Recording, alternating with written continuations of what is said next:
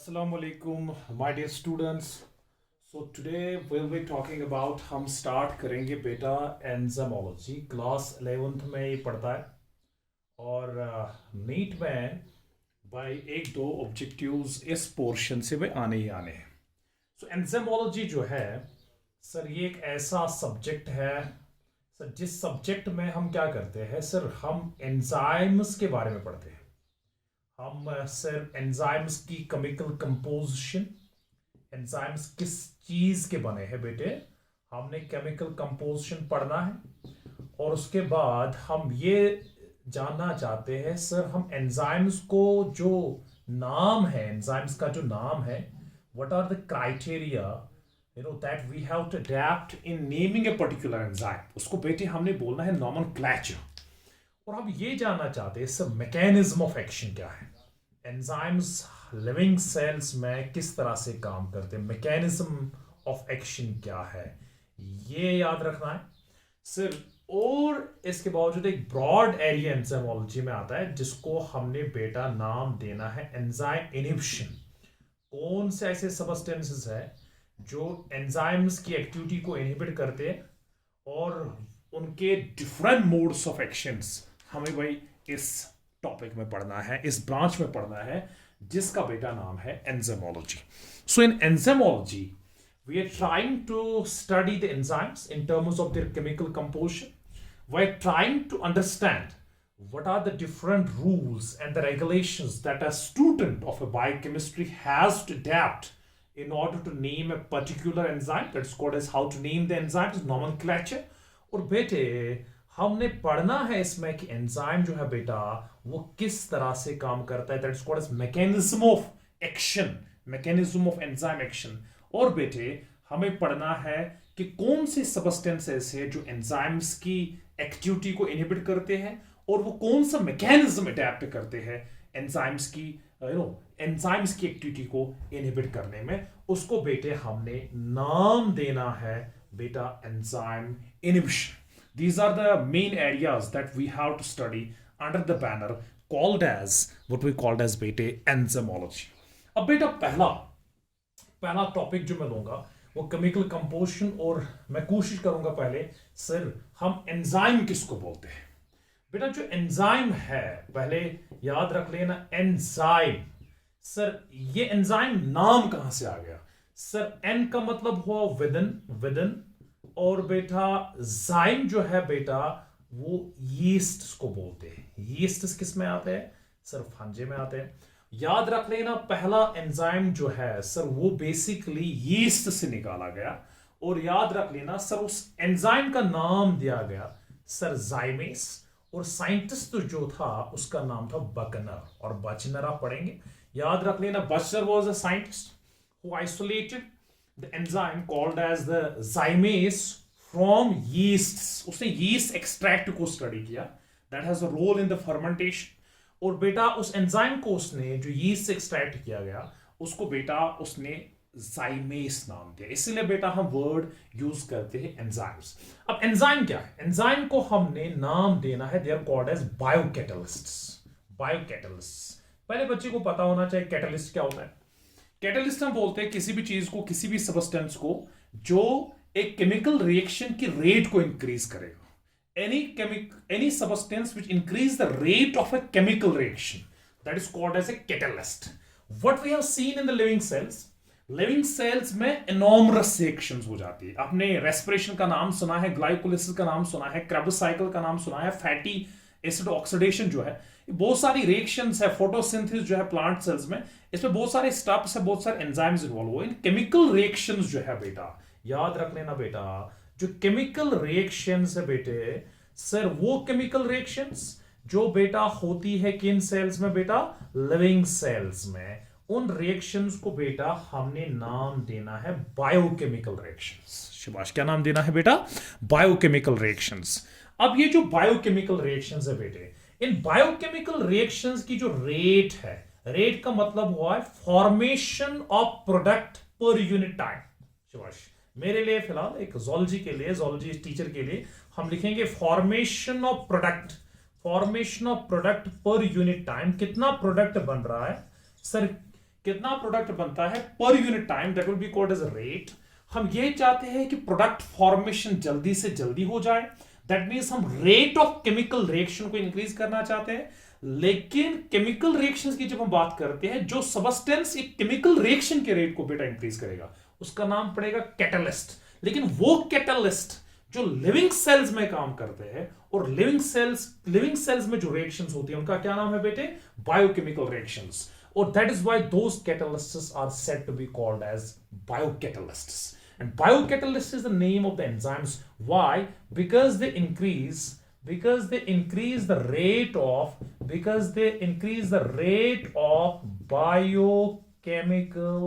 biochemical reactions. They increase the rate of biochemical reactions. ये बेटा आपको याद रखना है. So what is an enzyme? So enzymes are also known as biocatalysts because enzymes increase the rate of biochemical reactions, the reactions which take place within the living cells. Sir living cells में बहुत सारी reactions होती है. एक typical reaction हम लेंगे. Let's suppose हम ये चाहते हैं कि सर ग्लूकोज जो है, इस ग्लूकोज को हमने चेंज करना है. We want to change it into glucose 6-phosphate. It is the first step of cellular respiration. Glucose we want to change glucose into Shabash. We want to change glucose into Shabash. Glucose 6-phosphate. Sir, when we want to change glucose into glucose 6-phosphate, sir, इसको हमें convert करना है. Let me say this is called as substrate. और ये let us suppose हम इसको मान लेंगे बेटा ये प्रोडक्ट है. So substrate ये है, प्रोडक्ट ये है. हम ये चाहते हैं कि प्रोडक्ट जल्दी बने. जितने ग्लूकोज मॉलिक्यूल सेल में घुस जाते हैं वो कन्वर्ट हो जाए इनटू ग्लूकोज 6-phosphate. लेकिन इस रिएक्शन को बहुत ज्यादा टाइम लगता है. अब हम ये चाहते हैं कि ग्लूकोज 6-phosphate जल्दी बने फ्रॉम द ग्लूकोज. उसके लिए बेटा जो एंजाइम सर एम्प्लॉय होता है सेल्स में, उस एंजाइम का नाम है glucokinase. As glucose is hexose, that is why it's also called as hexokinase. But we know that, please remember as per the modern terminology, hexose are many. They can be aldohexose or ketohexoses. We know them: allose, maltose, glucose, mannose, galactose, fructose, pesicose, tigatose. They are all hexoses now. So any enzyme which converts hexose into its phosphate form, that enzyme has been called as hexokinase. But more appropriately, a hexokinase in which a hexose called as glucose is converted into glucose 6-phosphate. बेटे उसका हमने नाम देना glucokinase. और simple फंडा याद रख भाई, मैं बोलता हूं सेल्स में क्या होता है भाई, बहुत सारी रिएक्शंस होती है और रिएक्शंस जो है उसमें रिएक्टेंट्स कन्वर्ट हो जाते हैं प्रोडक्ट्स में. अब ये रिएक्टेंट्स कन्वर्ट करना है प्रोडक्ट में या सबस्ट्रेट्स कन्वर्ट कर रहे हैं इनटू प्रोडक्ट्स. भाई इसमें क्या है, बहुत टाइम लगता है. तो इसलिए हम ये चाहते हैं कि प्रोडक्ट जल्दी बने. लेकिन उसके लिए भाई कोई बंदा चाहिए ना, कोई सबस्टेंस चाहिए. और वो सबस्टेंस जो है ना हमारी सेल्स में जो काम करता है उसको भाई एंजाइम नाम है. इसीलिए वो कैटलिस्ट की तरह काम करता है ना, इसलिए इसका नाम है बायोकैटलिस्ट. फिर हम जानेंगे कि there are differences between the enzyme and the catalysts. We talking about that later. लेकिन फिलहाल enzymes are called as biocatalysts because they increase the rate of biochemical reactions. Because they increase the rate of biochemical reactions which are taking place within or outside the living cells. Outside means within the body but outside the cells, because called as interstitial space. We'll be talking about that later. लेकिन अब जो enzyme है sir, ये आपने मान लिया sir, ये क्या करता है, रेट. शाबाश, ये रेट ऑफ बायोकेमिकल रिएक्शंस, यानी ये प्रोडक्ट की फॉर्मेशन को, प्रोडक्ट पर यूनिट फॉर्मेशन को ये इंक्रीज करता है. Rate of biochemical reactions sir बेटा ये क्या करता है, इंक्रीज. लेकिन इंपॉर्टेंट बात जो आपको याद रखनी है, बाय डिक्रीजिंग एक्टिवेशन एनर्जी. ये भाई जिसने थर्मोडायनेमिक्स और काइनेटिक्स सीखा होगा, जिसने कोलिजन थ्योरी पढ़ी होगी केमिस्ट्री में, उसको भाई पता होगा एक्टिवेशन एनर्जी किसको बोलते हैं. By decreasing activation energy sir enzymes they increase the rate of biochemical reactions, right? They increase the rate of biochemical reactions. वो हमने लिखा है यहाँ पे, they increase the rate of biochemical reactions. ये increase करते हैं sir by decreasing शाबाश which energy, activation energy. आप फिलहाल याद रखेंगे सर, जो रेट ऑफ रिएक्शन है, रेट ऑफ, यहां पे लिखूंगा बेटा मैं, रेट ऑफ रिएक्शन जो है that is inversely proportional. Rate reaction जो है that is inversely proportional to activation energy. इसका क्या मतलब हो, जहां एक्टिवेशन एनर्जी ज्यादा होगी वहां रेट ऑफ रिएक्शन कम होगी। इसीलिए हम ये चाहते हैं, if you want to increase the rate of reaction we have to decrease the activation energy. First of all I want to give you the brief idea what is the activation energy. फिलहाल activation energy क्या है, हम ये बोलते हैं chemistry में ये एक सर अमाउंट ऑफ एनर्जी है जो रिएक्टेंट्स को चाहिए in order to change the products.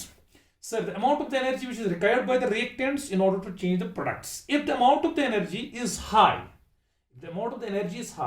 it is obvious that when the reactants will need a lot of energy in order to change the products, so their rate of formation of the product will be less. What the enzyme does, it changes the course of the reaction by decreasing the activation energy. It changes the course of the reaction by decreasing the activation energy. मैं इस तरह सिखाऊंगा आपको। Let suppose बेटा हम एक graph लेंगे ऐसे, लेट सपोज मैं यहां पर ये E स्टैंड्स फॉर मैं एनर्जी लिखूंगा, इसका मैं रो ऐसे रखूंगा, यानी यहां से एनर्जी के वैल्यूज इंक्रीज हो रहे हैं। खुद बोल देना ए लेट सपोज है बंदा, ए को मैं बोलता हूं कि भाई आप चेंज हो जाओ बी में। A will say me the why I should change into B, but I will tell A that if you will change into B you will be more stable. ये ए मुझे बोलेगा क्या ये सच में होगा, मैंने बोला हाँ होगा भाई, बी फॉर्म में बहुत स्टेबल रहेंगे। जब स्टेबिलिटी की बात आती है तो हम ये बोलते हैं कि जिनके पास एनर्जी रहती है कम, जिनके पास एनर्जी रहती है लेस, वो बेटा होते हैं मोर स्टेबल। समझ लेना। अब अगर ए कन्वर्ट हुआ बी में तो ए बन गया सबस्ट्रेट और बी बन गया प्रोडक्ट। दैट मीन्स प्रोडक्ट को क्या एनर्जी सबस्ट्रेट से ज्यादा होगी कि कम होगी? प्रोडक्ट को हर हमेशा एनर्जी बेटा सर कम होगी और स्टेबिलिटी क्या होगी? ज्यादा होगी। दैट मीन्स अगर मैं यहां पे एनर्जी लूंगा, लेट सपोज मैं आपको मान लेता हूं ये ए है, ए का एनर्जी वैल्यू यहां पे, अगर ए को कन्वर्ट होना है बी में, दैट मीन्स एनर्जी की वैल्यू से यहां से इंक्रीजिंग ट्रेंड ऑर्डर में है, ठीक है ना। तो अगर ए को कन्वर्ट होना है बी में, क्या बी की एनर्जी ए से ज्यादा होगी कि ए से कम होगी? बिल्कुल ए से कम होगी। इसलिए बेटा आपको किताब पे लिखा होगा ऐसे ग्राफ बनाया होगा उन्होंने, या तो नीचे लिया होगा या यहां पे लिया होगा और यहां पे रखा होगा लेट अस सपोज बी ऐसे, because A is the substrate. A की जो एनर्जी होगी वो ज्यादा होगी और याद रख लेना बेटा ये होगा लेस स्टेबल और बेटा इसके पास रहेगी मोर एनर्जी। सिंपल फंडा रिएक्टेंट प्रोडक्ट में तब चेंज हो जाता है जब प्रोडक्ट की स्टेबिलिटी ज्यादा होगी रिएक्टेंट के साथ, जब प्रोडक्ट में एनर्जी कम होगी रिएक्टेंट से। सो इसीलिए बेटा वो केमिकल रिएक्शन पॉसिबल है। आपने पढ़ा होगा गिब्स हेल्महोल्ट्ज इक्वेशन, वो गिब्स हेल्महोल्ट्ज फ्री एनर्जी का जो कंसेप्ट है दैट वो आपको स्पॉन्टेनिटी भाई सिखाता है, वो केमिस्ट्री में पढ़ना है और उसके वो देख लीजिए, केमिस्ट्री टीचर से पूछ लीजिए भाई क्या होता है। अब सुनिए, ये सबस्ट्रेट है, ठीक है, ये प्रोडक्ट है, प्रोडक्ट की जो एनर्जी है बेटा वो कम है सबस्ट्रेट से, लेकिन if A wants to convert into B it has to reach a stage. This stage को हमने नाम देना है transition state, right. Transition state chemistry में हम क्या बोलते हैं? हम ये बोलते हैं कि वो फॉर्म है जब older bonds are now ready to break and the new bonds are ready to make. It is like A wishes to get converted into B, but A में हमने क्या किया है? A में पुराने वाले बॉन्ड्स हमें ब्रेक करने और नए वाले बॉन्ड्स हमें बनाने हैं, लेकिन वो वाली इंटरमीडिएट स्टेट जहां पे बेटे पुराने bonds they are about to break and the new bonds are about to make, याद रखें ना उस स्टेट को हमने नाम दिया है transition state. But achieve that transition state you need some energy. उसी एनर्जी को बेटा हमने नाम देना है बेटा sir that energy has been called as activation energy. So what is the definition of the activation energy? The amount of the energy required by the reactants to change into products. Now imagine अगर A को activation energy ज्यादा लगेगी to change into product, so जिसकी energy ज्यादा होगी that mean जिसको ज्यादा energy लगेगी ना एक्टिवेशन एनर्जी, उसको बहुत टाइम लग जाएगा प्रोडक्ट में कन्वर्ट होने में। इसलिए हम क्या करते हैं, हम इस बंदे को बुलाते हैं, ये बोलता है भाई आपने ए को कन्वर्ट किया बी में, मैंने बोला हाँ किया। बोला आपको कितना टाइम लगा, मैंने बोला 1 घंटा लगा, 1 आवर लगा। लेकिन ई जो है, ई स्टैंड्स फॉर एंजाइम, उसने बोला भाई आप क्या करते हो, मैं तो ए को कन्वर्ट करूंगा बी में, याद रख लेना, और मैं दूंगा 1 सेकेंड। लेकिन कब सर, जब हम इन्वॉल्व किसको करेंगे, एंजाइम को। एंजाइम बोलता है कि मैं भी ए को कन्वर्ट करूंगा बी में, लेकिन मैं उसको इस रास्ते से लेके जाऊंगा जिस रास्ते से इसको एक्टिवेशन एनर्जी की जरूरत कम पड़ेगी।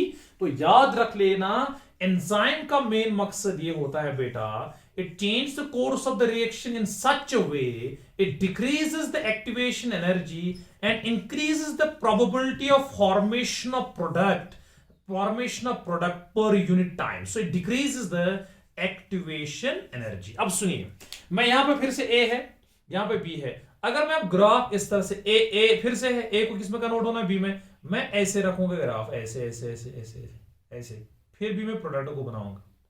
दैट मीन्स अगर आप देखेंगे यहां ए पास ऑन हुआ था थ्रू दिस ट्रांजिशन स्टेट, फिर बी में कन्वर्ट हुआ था। लेकिन यहां पे जो है डिफरेंस ऑफ एनर्जी जो है यहां ट्रांजिशन स्टेट और ए के दरमियान, सर अगर मैं ये मान लूंगा, ये एक तो ये वाला, और दूसरा बेटा ये वाला, ये डॉटेड वाला, इसका पीक देखिए बड़ा है ना, इसका पीक छोटा है। तो इसका मतलब हुआ यहां पे ये मैं लिखूंगा, late us suppose this is A E first, activation energy first, और ये वाला जो पीक है बेटे, ये मैं मान लूंगा this is A E second. ये कॉमन सेंस की बात है। एक्टिवेशन एनर्जी सेकेंड जो है, एक्टिवेशन एनर्जी सेकेंड जो है, उसका जो पीक है वो छोटा है। So activation energy second is less than activation energy first. Product यहां पर भी बनता है, बी यहां पर भी बनता है, लेकिन ये एक्टिवेशन एनर्जी का जो ग्राफ है, ये एक्टिवेशन एनर्जी का जो पीक है भाई, ये कौन कम करेगा, ये कम करता है बेटा एंजाइम। कौन करता है बेटा, एंजाइम। सो एंजाइम्स को हमने क्या नाम देना है, they are biocatalysis. Remember why they are called as biocatalysis, because they are formed within the living cells and they work within the living sales.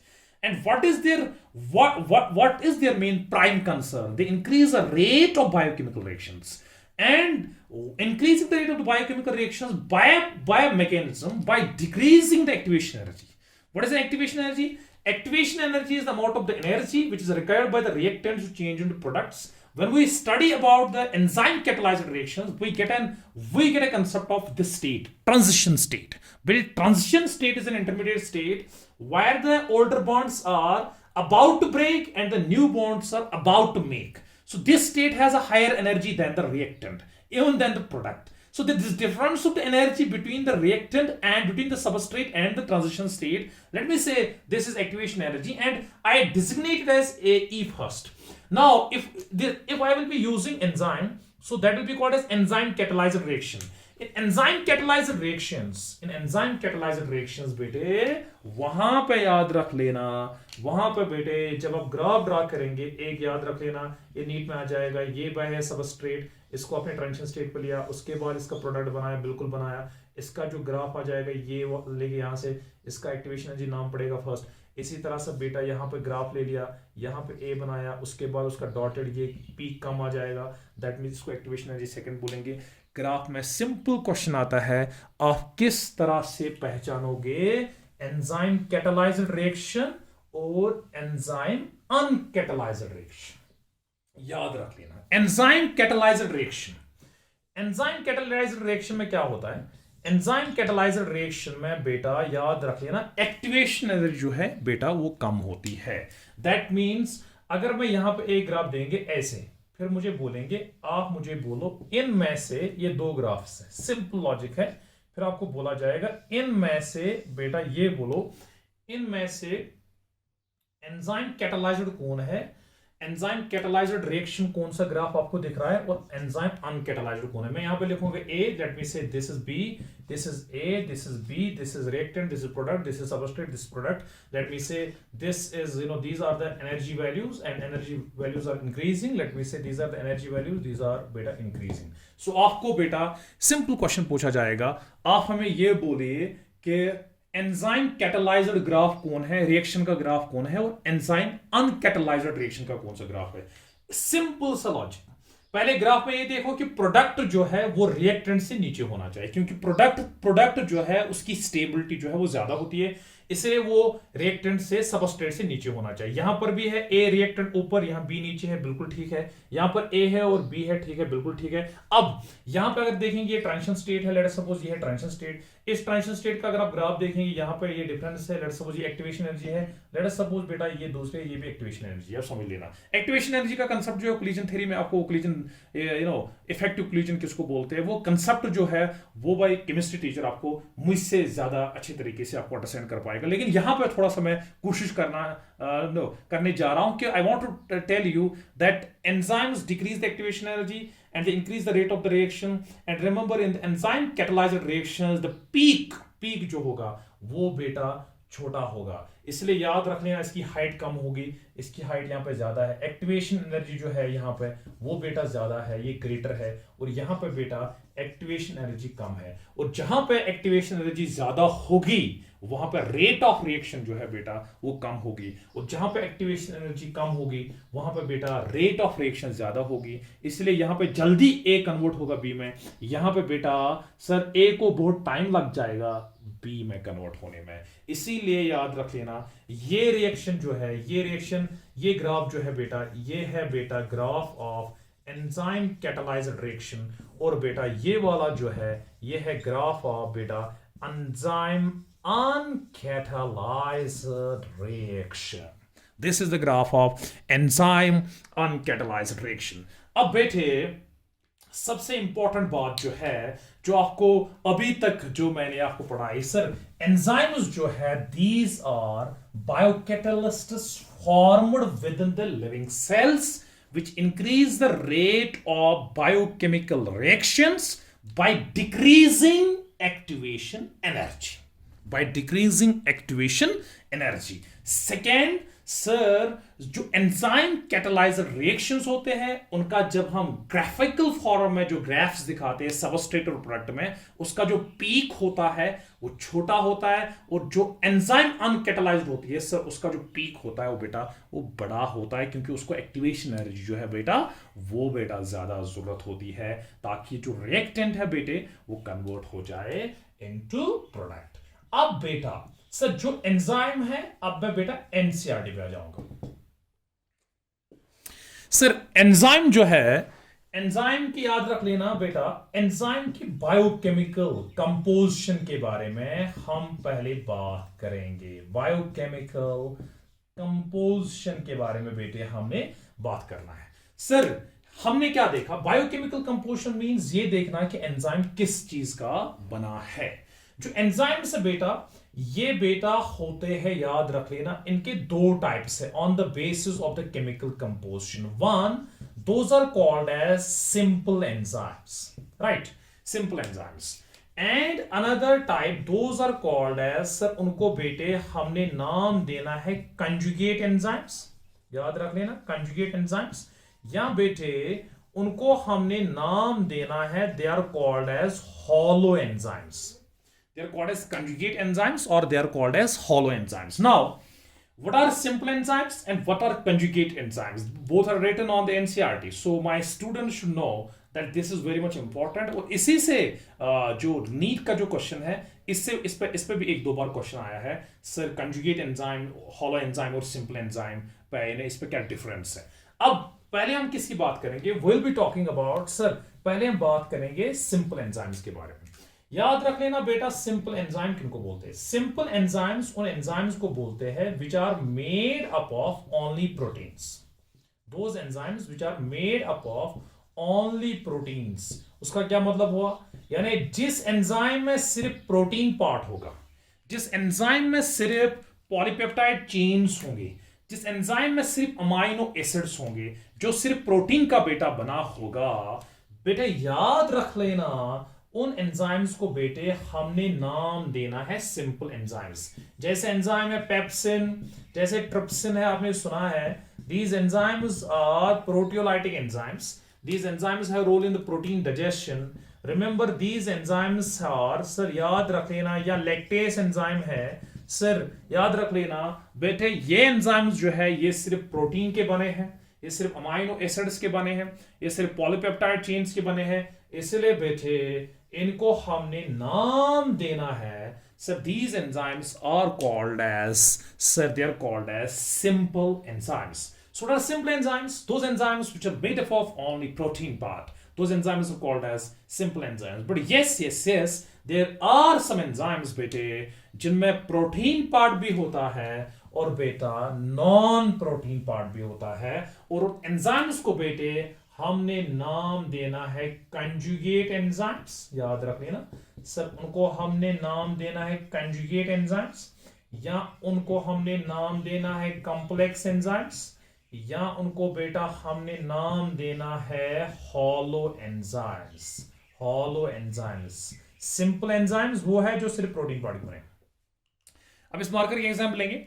ये भाई एक एंजाइम है, इसमें दो पार्ट्स है, एक है ये वाला पार्ट है, ठीक है बेटे, उसके बाद ये वाला पार्ट है, एक कैप है, ये दोनों मिला के भाई ये एक एंजाइम बना, लेकिन इसमें दो पार्ट्स है, इसलिए एक पार्ट जो है वो प्रोटीन पार्ट है और दूसरा पार्ट जो है बेटा वो है नॉन प्रोटीन पार्ट। याद रख लेना कॉम्प्लेक्स एंजाइम्स या हॉलो एंजाइम्स को बेटे दो पार्ट्स होते हैं स्ट्रक्चर में, एक पार्ट कहलाता है प्रोटीन पार्ट और दूसरा पार्ट जो बेटा है उसको बेटे हमने नाम देना है नॉन प्रोटीन पार्ट। और जब ये दो पार्ट्स मिलते हैं, एक प्रोटीन पार्ट और एक नॉन प्रोटीन पार्ट, उसमें जो एंजाइम नया बना उस एंजाइम को बेटे हमने नाम देना है हॉलो एंजाइम, या बेटे इसका नाम है कॉम्प्लेक्स एंजाइम, या बेटे इसका नाम है बेटा conjugate enzyme.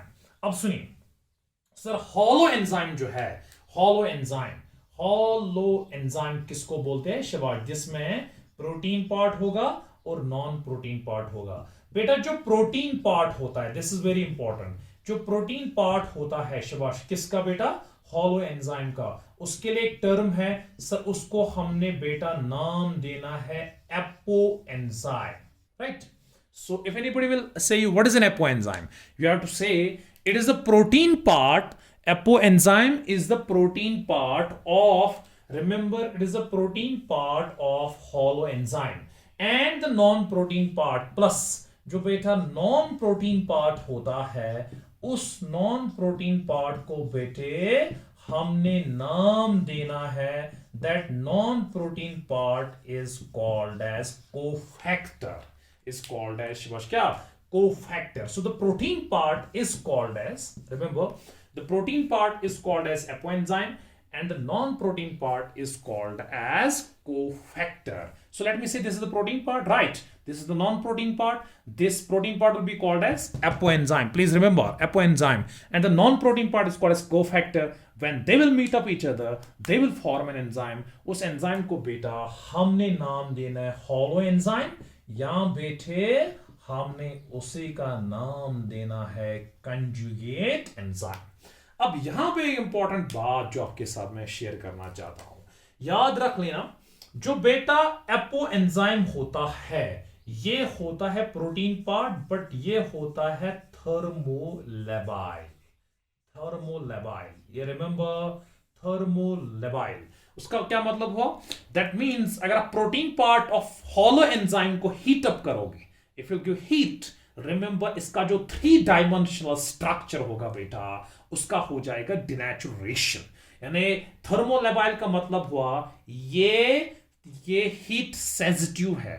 Why? Because I have taught you in the protein structure, the proteins are made up of alpha amino acids which are linked together through peptide bonds, और उन अमाइनो एसिड्स के R groups होते हैं, वो कुछ polar होते हैं कुछ नॉन पोलर होते हैं, लेकिन जब प्रोटीन फोल्डिंग हो जाती है उनके दरमियान हाइड्रोजन बॉन्ड्स बनते हैं, हाइड्रोफोबिक इंटरेक्शंस डेवलप हो जाती है, उनके दरमियान वॉन डर वाल्स इंटरेक्शंस डेवलप हो जाती है, और जब हम प्रोटीन को हीट अप करेंगे वो सेकेंडरी इंटरेक्शंस जो है बेटा between the different types of R groups वो बेटा ब्रेक हो जाएंगी, और उसकी वजह से क्या हो जाएगा, जो 3 डायमेंशनल स्ट्रक्चर एपो एंजाइम का होगा वो बेटा ब्रेक होगा।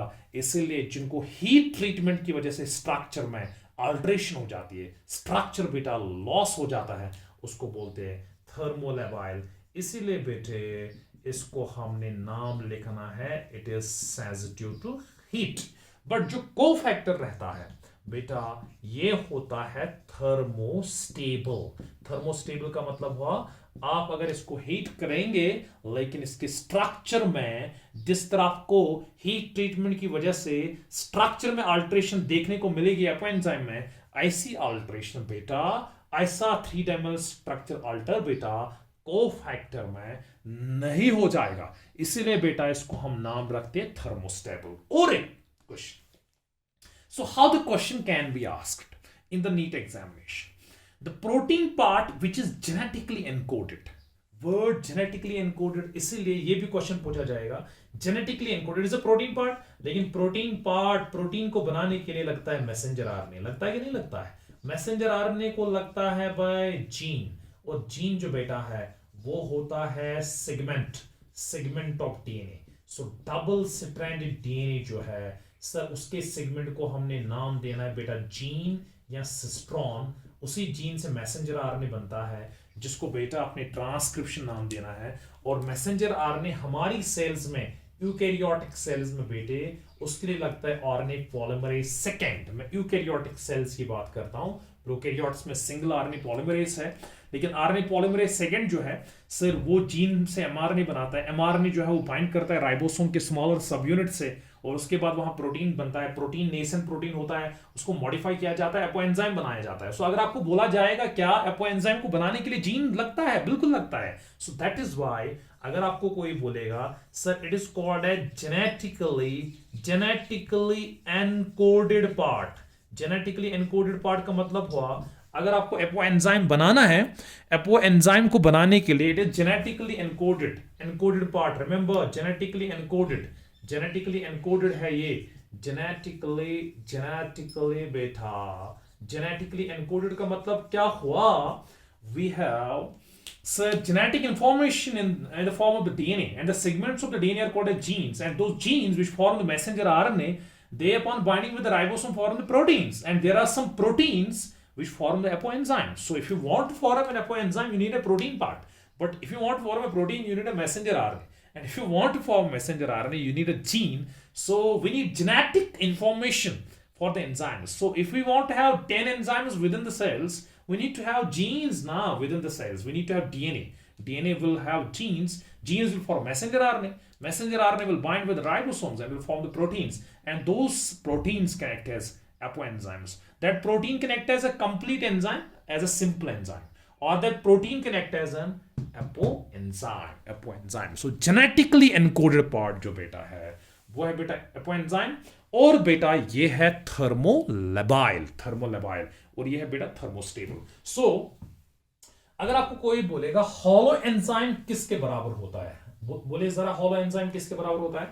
सो holo enzyme is equal to शिवाश, holo enzyme is equal to Shivash, it is equal to apoenzyme, it is equal to apoenzyme plus it is apoenzyme plus cofactor।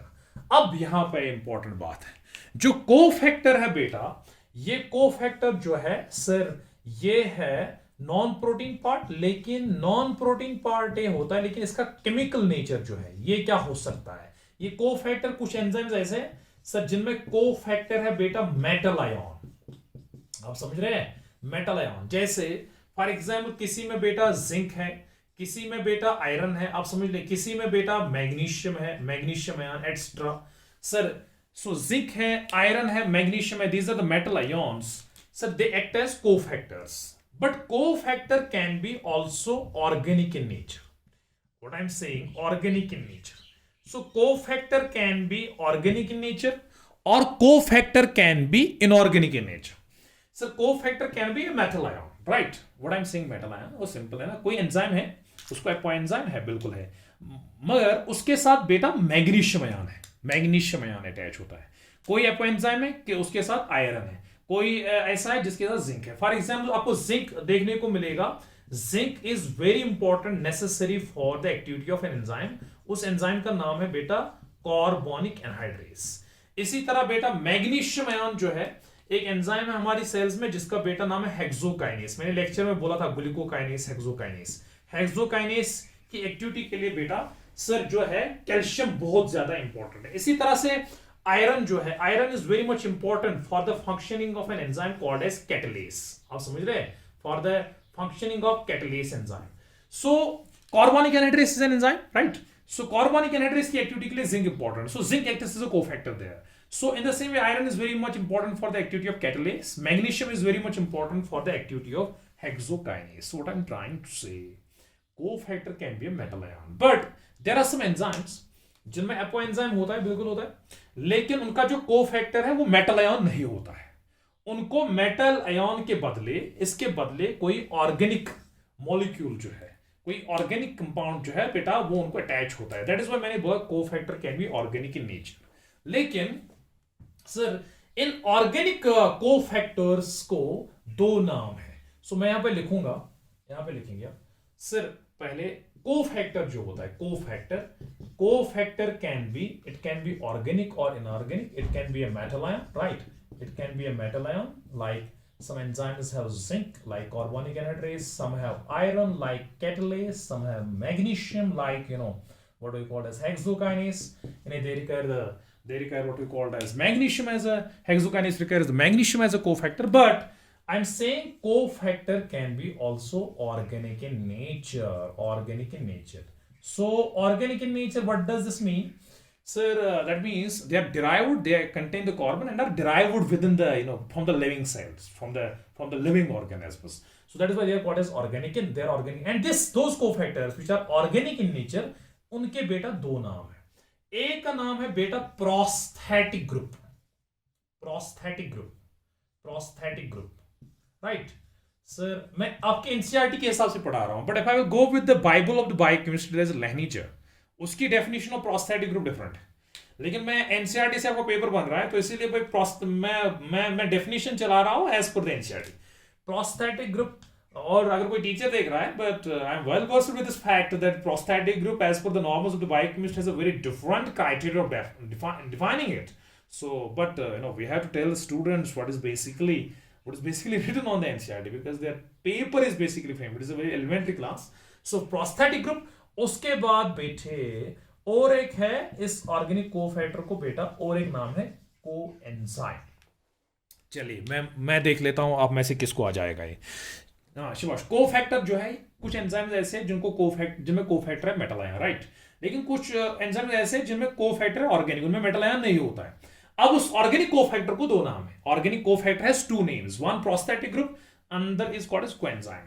Sir prosthetic group हम किसको बोलते हैं? Prosthetic group हम उस organic cofactor को बोलते हैं, राइट? हम उस ऑर्गेनिक कोफैक्टर को बोलते हैं, लेकिन एनएचआर बोलते हैं ये उस कोफैक्टर को बोलते हैं, वो इसमें ऑर्गेनिक भी लाती है और इनऑर्गेनिक भी। लेकिन आप लिखेंगे that organic cofactor which is tightly bound, यहां टाइटली का मतलब हुआ और कोवलेंटली बाउंड। आप समझ रहे हैं? कोवलेंटली बाउंड किसके साथ? कोफैक्टर को किसके साथ मिलना होता है? एपोएंजाइम के साथ। So that is why which is covalently bound with apoenzyme, याद रख लेना, उसको हमने नाम देना है प्रोस्थेटिक ग्रुप। अरे इधर सुनो, फॉर एग्जाम्पल बेटा ये एपोएंजाइम, ये है ऑर्गेनिक कोफैक्टर, ठीक है? ऑर्गेनिक कोफैक्टर, अगर मैं इसको ऐसे बंद करके रखूंगा, ऐसे, ये गिरेगा तो नहीं, इसका मतलब हुआ इसका इंटरेक्शन इसके साथ स्ट्रांग है। तो केमिस्ट्री में ऐसे ही सुन लीजिए, जो कोफैक्टर होगा, अगर उसने एक कोवलेंट बॉन्ड बनाया होगा एपोएंजाइम के साथ, अगर ऑर्गेनिक कोफैक्टर ने कोवलेंट बॉन्ड बनाया होगा, एक स्ट्रांग बॉन्ड बनाया होगा, किसके साथ बेटा? एपोएंजाइम के साथ। उस ऑर्गेनिक कोफैक्टर को जिसने कोवलेंट बॉन्ड बनाया होगा, जो कोवलेंटली अटैच होगा विद एपोएंजाइम, उसको बेटे हमने नाम रखना है prosthetic group. Now please tell me, if anybody will say you, is prosthetic group a cofactor? Yes, it is a cofactor, but which cofactor? That cofactor which is tightly bound, which is covalently bound with the apoenzyme. हाँ, अगर मैं अब ये है apoenzyme, right? अब ये है cofactor, लेकिन ये ऑर्गेनिक वाला है। अगर ये ऑर्गेनिक कोफैक्टर है, समझ लेना, लेकिन मैं इसको ऐसे रखूंगा बेटा अटैच, ऐसे अटैच रखूंगा, ऐसे अटैच रखूंगा, राइट? मैं ऐसे रखूंगा अटैच, एक तो मैंने पूरा बंद करके रखा है, दूसरा मैंने ऐसे अटैच रखा, ऐसे अटैच रखा। सो दैट मीन्स यहां पर भी ये ब्लैक कैप जो है, ये कोफैक्टर, ऑर्गेनिक कोफैक्टर, ये एपोएंजाइम है। यहां पे ऑर्गेनिक कोफैक्टर अटैच है, लेकिन स्ट्रॉन्ग एफिनिटी के साथ नहीं, it is loosely bound. So remember that organic cofactor which is loosely bound, और मैं ये कहूंगा which is or non-covalently, because non-covalent interactions are weak interactions, non-covalently bound with किसके साथ, which is non-covalently bound with apoenzyme. याद रख लेना बेटा, उसको हमने नाम देना है what we called as coenzyme. So a metal ion is a cofactor, an inorganic cofactor, a coenzyme is a cofactor, and prosthetic group is a cofactor. These are all cofactors. But a coenzyme is that cofactor which is loosely bound. A prosthetic group is that organic cofactor which is tightly bound. अब जो लेनी चाहिए वो बोलती है कोई भी ऐसा चीज जो कोई भी ऐसा कोफैक्टर जो टाइटली बाउंड होगा उसको प्रोस्थेटिक ग्रुप बोलिए, और कोई भी जो लूजली बाउंड होगा उसको कोएंजाइम बोलिए. लेकिन हमने देखा क्या है, हम जो आपके एनसीईआरटी है, हम organic, if the cofactor is organic and is tightly bound, it is called as prosthetic group, and if it is weakly bound, it is called as, or loosely bound, it is called as a coenzyme. So can I say cofactor किसके साथ मिला होता है बेटा, ये मिला होता है किसके साथ, एपोएंजाइम के साथ. और एपोएंजाइम जो बेटा है, एपोएंजाइम जो कोफैक्टर के साथ मिलता है ये क्या बनाता है एंजाइम, उसका नाम है हॉलोएंजाइम. But can I say apoenzyme plus metal ion, it is a holoenzyme. Apoenzyme plus prosthetic group, that is a holoenzyme. Apoenzyme plus coenzyme, that is also a holoenzyme. Apoenzyme plus metal ion, that is a holoenzyme. Apoenzyme plus prosthetic group, that is a holoenzyme. Apoenzyme plus coenzyme, that is also a holoenzyme. but यहां पे बेटे एक important बात जो मैं आपके साथ में शेयर करूंगा, वहां पे लिखा होगा सर एनसीईआरटी पे एक विटामिन है जिसका नाम है नाइसिन. सर उस नाइसिन से सर कोएंजाइम्स बनाए जाते हैं, प्रोस्थेटिक ग्रुप्स बनाए जाते हैं. कहने का मतलब क्या है सर, जो हम विटामिन खाते हैं, खासकर जो हमारा विटामिन बी कॉम्प्लेक्स जो है सर, विटामिन जो हम खाते हैं, विटामिन जो है हमारी सेल्स में उनके बहुत सारे रोल्स है, लेकिन हमारी सेल्स में विटामिन को कन्वर्ट किया जाता है कोएंजाइम्स में, राइट, कोएंजाइम्स में, या बेटा उनको कन्वर्ट किया जाता है प्रोस्थेटिक ग्रुप्स में. So what I am trying to say, sir, vitamins can act as coenzymes or are prosthetic groups, and that means when they can act as coenzymes and prosthetic groups, that means they can act as cofactors. When they can act as cofactors are very necessary, very important necessary for which activity, enzyme activity. और समझ लेना बेटा, अगर आपको कोई बोलेगा अगर किसी एंजाइम का कोफैक्टर लॉस होगा, कोफैक्टर खत्म हो गया, याद रख लेना, रिमेंबर उसका जो 3D स्ट्रक्चर होगा वो लॉस होगा, वो अल्टर हो जाएगा, वो टेम्पर हो जाएगा, वो फंक्शन नहीं कर पाएगा. Cofactors are very important for enzyme activity. Remember those enzymes which require cofactors, if the cofactor will be absent, remember the enzyme efficiency will decrease, the enzyme will not function, and that is why they are necessary for enzyme activity. Remember whether a cofactor is a metal ion or whether a cofactor is organic in nature, cofactors are very much important. They are very important. They are necessary for, remember, they are necessary for enzyme activity. यहां पे बेटा एक question को हम solve करेंगे, sir vitamin की deficiency से क्या होने वाला है सेल्स में. विटामिन की डेफिशिएंसी से बहुत सारे भाई डेफिशिएंसी की वजह से बहुत सारे सिम्टम्स आते हैं. एक लॉजिक भाई आज याद रख लेना, विटामिन जो है हमारी सेल्स में विटामिन को यूज किया जाता है कोएंजाइम्स और प्रोस्थेटिक ग्रुप्स. सर नाइसिन एक विटामिन है, उसे बनाया जाता है नैड, निकोटिनामाइड एडेनिन डाइन्यूक्लियोटाइड, याद रख लेना. इसी तरह से फ्लेविन एडेनिन डाइन्यूक्लियोटाइड है, एफएमएन मोनोन्यूक्लियोटाइड है. याद रख लेना जो हमारी विटामिन है, खासकर विटामिन बी कॉम्प्लेक्स जो है सर वो यूज किए जाते हैं किसको बनाने के लिए, कोएंजाइम्स को बनाने के लिए, और बेटे प्रोस्थेटिक ग्रुप्स को बनाने के लिए. और कोएंजाइम्स एंड प्रोस्थेटिक ग्रुप्स जो है वो क्या है, cofactors are necessary for enzyme activity. समझ लीजिए आपने विटामिन्स नहीं खाए, जब आपने विटामिन्स नहीं खाए आपकी सेल्स में कोएंजाइम और प्रोस्थेटिक ग्रुप्स नहीं बनेंगे. जब ये नहीं बनेंगे तो कोफैक्टर्स नहीं बनेंगे. कोफैक्टर्स किसके लिए इंपॉर्टेंट है, एंजाइम एक्टिविटी के लिए इंपॉर्टेंट है. दैट मीन्स वो एंजाइम्स जिनको सर विटामिन चाहिए थे एज कोफैक्टर्स या विटामिन डेरिवेटिव्स चाहिए थे एज कोफैक्टर्स, वो बेटा प्रॉपरली फंक्शन नहीं कर पाएंगे. इसीलिए deficiency of vitamins can lead to decrease in the metabolic machinery of the cell. If anybody is going to say you why the deficiency of the vitamins will decrease the rate of biochemical reactions within the cell, we'll speak very crystal clear So we have know that some of the vitamins act as coenzymes, some of the vitamin derivatives act as prosthetic groups. Coenzymes and prosthetic groups act as cofactors for many enzymes within our cells. So when there will be deficiency of vitamins, it means deficiency of coenzymes, deficiency of prosthetic groups, it means deficiency of cofactors. It means those enzymes which will require those cofactors, they will not work properly, and hence the efficiency of the cell, the metabolic machinery of the cell will decrease. That is why we say the vitamins have link with the enzyme functioning, particularly the enzymes which are called as holoenzymes.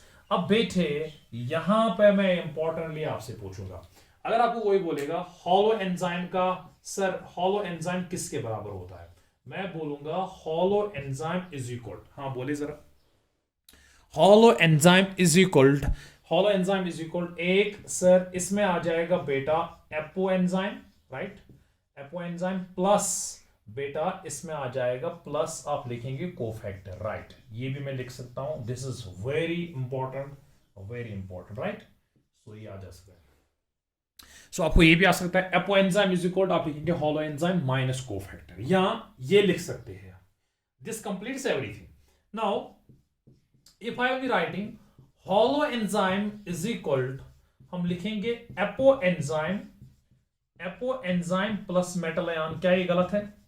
बिल्कुल गलत नहीं है, लेकिन सिर्फ उन enzymes को metal ion, उन enzymes को ये, उन हॉलो एंजाइम्स की ये बात करता है जिनमें metal ion as a cofactor है। सर क्या सिर्फ यही होता है? नहीं, हम ये भी लिख सकते हैं holo enzyme is equal to हम लिख सकते हैं बेटा apo enzyme plus prosthetic group, हाँ लिख सकते हैं प्रोस्थेटिक ग्रुप, राइट, ये भी लिख सकते हैं। हम ये भी लिख सकते हैं सर हॉलो एंजाइम जो है, हॉलो एंजाइम इज इक्वल, हम ये लिख सकते हैं बेटा sir it is equal apo enzyme plus को एंजाइम, राइट। लेकिन इन तीनों का जो समेशन है, फर्स्ट सेकेंड और थर्ड का, इनका जो समेशन है, इनका समेशन ये है, क्योंकि ये तीनों कोफैक्टर्स हैं, मेटल आयन भी कोफैक्टर है, प्रोस्थेटिक ग्रुप और कोएंजाइम भी कोफैक्टर है। लेकिन ये वो कोफैक्टर है जो टाइटली बॉन्ड है कोएंजाइम के साथ, ऑर्गेनिक कोफैक्टर है जो टाइटली बॉन्ड है विद एपोएंजाइम, एंड कोएंजाइम वो ऑर्गेनिक कोफैक्टर है जो टाइटली बॉन्ड है with apoenzyme. These three are also correct, but one which represents all of them, that is holoenzyme is equal to apoenzyme plus cofactor. Apoenzyme is a protein part, it is thermolabile, it is genetically encoded. Cofactor is the non-protein part, it is thermostable, but it is necessary for enzyme activity. Loss of cofactor means loss of enzyme activity. There are some enzymes in which cofactors are vitamins. So the deficiency of vitamins means deficiency of cofactors and deficiency of holoenzymes, which use vitamin or a vitamin derivative as a cofactor. I hope ये इससे पता ही चलता है बेटा कि जो enzymes है sir वो हो सकते हैं या तो सिंपल एंजाइम्स, या बेटा इनको हमने कंजुगेट या हॉलो एंजाइम्स नाम देना है। अब यहां पे इंपॉर्टेंट बात जो है, चाहे सिंपल एंजाइम है या बेटा हॉलो एंजाइम है, दोनों एंजाइम्स में आपको प्रोटीन पार्ट, वहां तो सिर्फ प्रोटीन पार्ट ही होता है, यहां पे प्रोटीन पार्ट और नॉन प्रोटीन पार्ट होता है। दैट मींस जितने भी एंजाइम्स है बेटा, वो चाहे वो सिंपल है या कॉम्प्लेक्स एंजाइम्स है, they are made up of proteins. लेकिन सेल के सारे प्रोटीन्स एंजाइम्स नहीं है, they are made up of proteins. लेकिन यहां पे बहुत ज्यादा इंपॉर्टेंट जो मैं बात करना चाहता हूं शाबाश, एंजाइम किनके बने होते हैं? They are made up of proteins. हमने प्रोटीन का स्ट्रक्चर पढ़ा है आपको। कुछ प्रोटीन्स ऐसे होते हैं जो इनसॉल्युबल इन वाटर होते हैं, उनमें नॉन पोलर अमाइनो एसिड ज्यादा होते हैं। लेकिन कुछ प्रोटीन्स ऐसे होते हैं जो सॉल्युबल इन वाटर होते हैं, उनमें पोलर भी होते हैं नॉन पोलर भी होते हैं, लेकिन पोलर ज्यादा होते हैं। और याद रख लेना एंजाइम्स को कहां पे काम करना है? सेल में काम करना है। सेल में कौन सा सॉल्वेंट है? वाटर है। वाटर क्या है बेटा? पोलर है। सो एंजाइम को सेल के अंदर काम करना है या सेल के बाहर काम करना है, वहां पर भी इंटरस्टिशियल स्पेस है, फ्लूइड है। सलाइवा में एंजाइम है, उसमें वाटर है। दैट मींस सेल, हमारी सेल्स के अंदर कौन सा एनवायरनमेंट है? पोलर एनवायरनमेंट है, because of polar solvent that is water. इसलिए एंजाइम्स प्रोटीन्स के बने हैं। लेकिन किन प्रोटीन्स के बने होते हैं? दो, ये एंट्रेंस में आ जाएगा, those proteins which are soluble within the polar solvent, sir, which are soluble in the polar solvents, हमारे सेल्स में नेचुरल पोलर सॉल्वेंट जो है बेटा, वो है बेटा water. It has a high dielectric constant. Remember, याद रख लेना बेटा, they are made up of, उनको बेटे हमने नाम देना है ग्लोबुलर प्रोटीन्स। फाइब्रस प्रोटीन्स के नहीं बने होते हैं भाई ये enzymes. Enzymes are made up of proteins, but which class of proteins? enzymes are made up of globular protein. Now anybody can ask me a question, why globular protein? is very simple, फंडा है भाई। enzymes को कहाँ काम करना है? Sales के अंदर। सेल के अंदर क्या बेटा है? वाटर है, वहां पर रिएक्शन होती है तो वाटर में ही रिएक्शन होने वाला है, इसलिए जो वाटर में सॉल्युबल होगा वही एंजाइम काम कर पाएगा, वहां वही स्टे कर पाएगा। सो जहां पर भी वाटर है, सलाइवा में वाटर है, तो कॉमन सेंस की वहां पे टाइलिन आराम से काम करता है। गैस्ट्रिक जूस में वाटर है, जहां पर भी एंजाइम्स काम करेंगे वो वाटर होगा। और रिमेंबर, वाटर में जो प्रोटीन्स सॉल्युबल होते हैं ना, उनको हम ग्लोबुलर प्रोटीन्स बोलते हैं। इसलिए बेटे क्वेश्चन आ जाएगा, enzymes are made up of, remember they are made up of proteins but made up of globular proteins. यहां पे एक इंपॉर्टेंट बात है, कुछ एंजाइम्स ऐसे हैं जो प्रोटीन्स, जो एंजाइम्स हैं बट प्रोटीन्स के नहीं बने हैं, प्रोटीन्स के नहीं बने। इसीलिए बेटा यहां पे अब एक्सेप्शन है, एक्सेप्शन है। There are some enzymes which are not made up of proteins. याद रख लेना बेटा, उन एंजाइम्स को बेटे हमने नाम देना है राइबोजाइम्स। राइबोजाइम्स, ये बेटा याद रख लेना। Sir what are ribozymes? They are enzymes which are made up of RNA, made up of RNAs. Remember, they are made up of RNAs. Ribozymes, they are made up of RNAs. And remember, those enzymes which are made up of RNAs, sir, those enzymes are called as ribozymes. इनको हमने और एक नाम देना है catalytic RNAs. Otherwise, RNA is basically it's a it's a nucleic acid which acts as a genetic material in the retroviruses, and in the eukaryotic cells there are different types of RNAs which perform different functions. We have the messenger RNA which contains the triplet codons and have a role in the protein synthesis. We have the tRNA called as adapter molecules which transfer the amino acids towards the ribosome, and we have the ribosomal RNA which are the important components of the ribosome. So in addition to that, we have different n number of RNA. But RNA it's both genetic as well as non-genetic. It can be coding or non-coding, remember. But there are some RNAs which have the catalytic potential. Previously, we were claiming that all enzymes are made up of globular proteins, right? But there are some enzymes which are not made up of globular proteins. No. They are made up of RNAs. And remember, those enzymes are called as ribozymes. और उनको हमने नाम बोलना है catalytic RNAs. अब जो बेटा ribozymes है, उनकी एग्जांपल आप याद रखें, बार बार मैंने रिपीट करवाया आपको, पेप्टिडाइल ट्रांसफरेज। एक आप याद रखेंगे, पेप्टिडाइल ट्रांसफरेज एक एंजाइम है सर, ये बना है राइबोसोमल आरएनए का। पेप्टिडाइल ट्रांसफरेज जो है एक एंजाइम है, ये एंजाइम है but it is a ribozyme. ये कहां पे प्रेजेंट होता है? It is present in the larger subunit या largest subunit of ribosome. It is present in the largest subunit of ribosome, right? It has role in the protein formation. It has role in the peptide bond formation between the alpha amino acids. जो alpha amino acids ribosome में आते हैं ना नजदीक, tRNA जो लाते हैं, उनके दरमियान जो पेप्टाइड बॉन्ड बनता है, एमाइड लिंकेज बनता है ना, वो एमाइड लिंकेज बनाने के लिए ये एंजाइम लगता है, पेप्टाइल ट्रांसफरेज। लेकिन ये एंजाइम है बट बात प्रोटीन का नहीं बना है, ये बना है आरएनए का, राइबोसोमल आरएनए का। इसीलिए याद रख लेना, ये एग्जाम्पल है किसकी? राइबोजाइम की। इसी तरह से एक एंजाइम है, उसका नाम है बेटा ribonuclease P. Ribonuclease P, right? Ribonuclease P जो है ये भी बेटा एंजाइम है, लेकिन बेटा याद रख लेना ये एंजाइम भी आरएनए का बना है।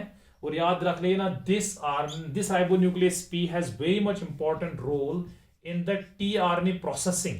मैं लिखूंगा आप सीधे डायरेक्ट टीआरएनए फॉर्मेशन में, टीआरएनए की प्रोसेसिंग में, rather I can say processing, tRNA को फाइनर स्ट्रक्चर बनाने में उसका इसका हाथ है, राइबोन्यूक्लियस पी का। इसी तरह से there are some enzymes which have role in the splicing, they remove the introns and ligate the exons. They are also made up of what we call as the ribozymes. So what is now we have to conclude, sir, enzymes किस चीज के बने होते हैं? enzymes proteins के बने होते हैं।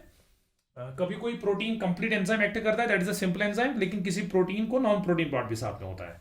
इसीलिए हम बोलते हैं, यहां पे स्टेटमेंट लिखूंगा, all enzymes, यहां पे लिखूंगा all enzymes are made up of, I will be concluding my lecture with this note, are made up of they are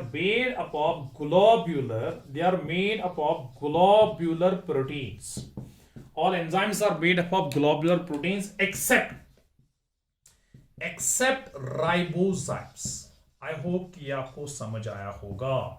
sir सारे एंजाइम जितने भी है लिविंग सेल्स में वो प्रोटीन्स के बने हैं। प्रोटीन पार्ट उसमें जरूर होगा, लेकिन वो वाला प्रोटीन पार्ट जो सॉल्युबल होगा with the polar solvent, globular protein के बने होते हैं, ये इंपॉर्टेंट है।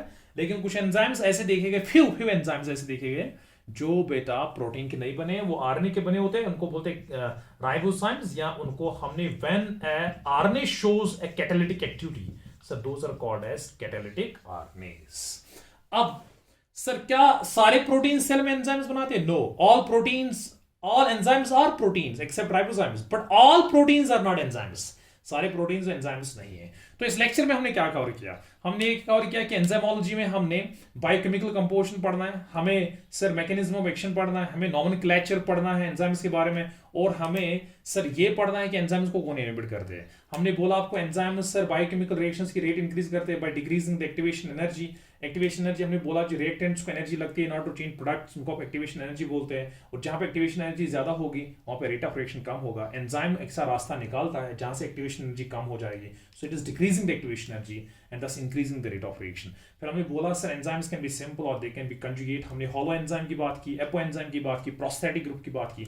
अब इनके एग्जांपल्स जो है प्रोस्थेटिक ग्रुप के कोफैक्टर्स के, वो बेटा आपके साथ मैं नोट में शेयर कर दूंगा। आई होप कि आपको अभी तक ये सारा समझ आया हो। कल हम इंशाल्लाह ताला नॉमेनक्लेचर की बात करेंगे। आज इतना ही। God bless you, take care, अल्लाह हाफिज़।